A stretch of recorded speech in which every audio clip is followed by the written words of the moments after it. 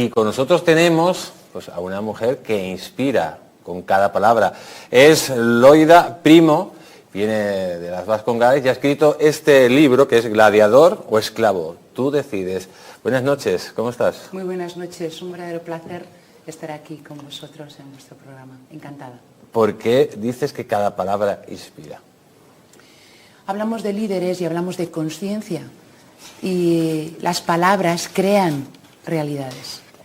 Y dependiendo de quién vengan esas palabras, pueden ser verdaderamente inspiradoras en un sentido u en otro. Creo firmemente que las palabras pueden inspirarnos en un sentido u en otro. Bueno, las palabras pueden ser también clave en una batalla cultural, ¿no? Por supuesto.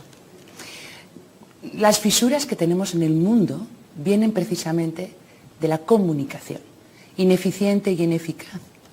Y la comunicación está conformada, según la programación neurolingüística, un 7% son palabras.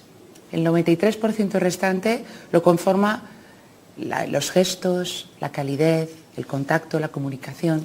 Las palabras son una parte pequeña porque nuestro lenguaje no verbal puede aportar muchísimo a esa comunicación.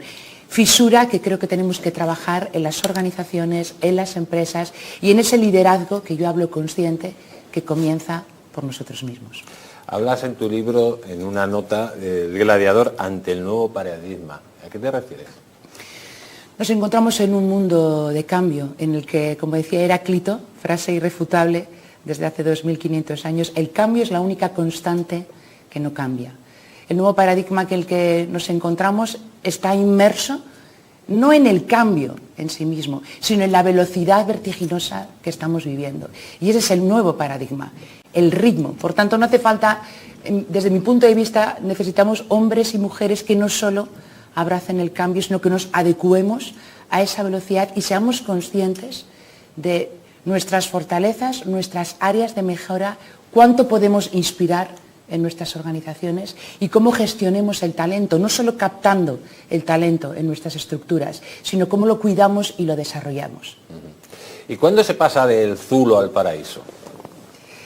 El zulo al paraíso, en mi caso, es una historia de vida, es una experiencia, como empresaria vasca que soy, en la cual nos encontrábamos inmersos en una estructura vertical, en una estructura en la que todos los colaboradores de la empresa estaban acostumbrados a vivir en un zulo.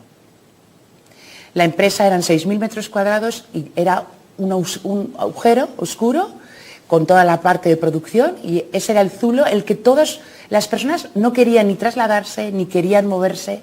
Y es la condición muy humana, que nos acostumbramos a circunstancias que las tomamos como normales y como cotidianas, y hay un mundo que pasa por atreverte al cambio.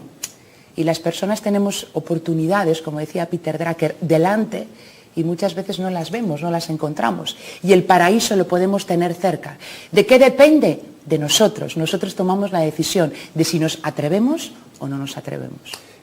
Acabas de decir que eres una empresaria vasca, que has vivido el impuesto revolucionario, que has vivido el miedo constante porque hay una banda terrorista que si no pagas te puede secuestrar, te puede matar. Digamos que muchos vascos se han ido de allí precisamente por eso. ¿Cómo pudiste aguantar? Es respetable la decisión de hombres y mujeres que hemos vivido la adversidad tremenda de estar amenazados, de vernos coartada nuestra libertad, de estar escoltados, como fue mi caso durante mucho tiempo, y tomar la decisión no es fácil, ni la de quedarte, ni la de marcharte.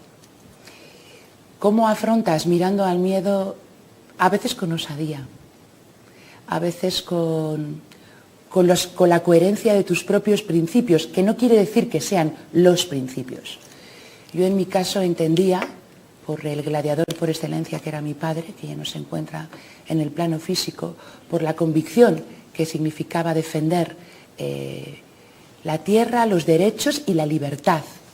Y entendí que tenía que protegerme de un buen organismo que tiene Euskadi y poder hacer frente a una situación difícil, compleja, ardua, en el que el miedo reinaba, y te lo aseguro, cada día en mi vida, en la de mi familia, que no sabía mucha de la información.